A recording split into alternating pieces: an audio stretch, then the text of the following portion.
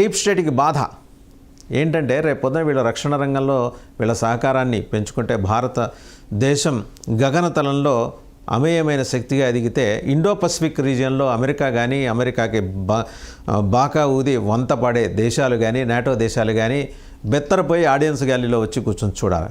ఇన్నాళ్ల పాటు ఆసియా దేశాల మీద పెత్తనం చలాయిస్తూ ఆధిపత్య ధోరణితో ప్రపంచ పోలీస్ మాదిరిగా వ్యవహరిస్తున్న అమెరికా రేపొద్దున ఒక కమెడియన్గా మిగిలిపోయే ప్రమాదం కనిపిస్తోంది.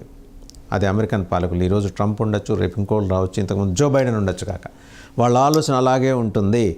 సో అంత ఖచ్చితంగా అమెరికా ఉన్నప్పుడు దానికి మరి భారత్ రష్యా మధ్య జరుగుతున్న ఒప్పందానికి చిల్లు పడవటానికి ఉన్న మార్గాలన్నీ అమెరికా అన్వేషిస్తుంది, ఆల్రెడీ అన్వేషించే ఉంటుంది.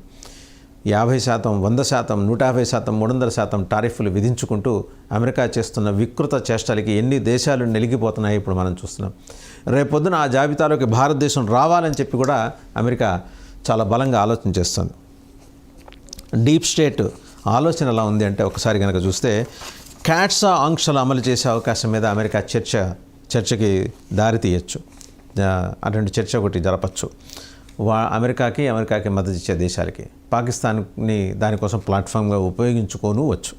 ఇక చైనా పాకిస్తాన్లు ఏ రకంగా చూస్తాయంటే భారత రక్షణ శక్తి పెరగటం వల్ల చైనా పాకిస్తాన్లో కొత్త రక్షణ వ్యూహాలు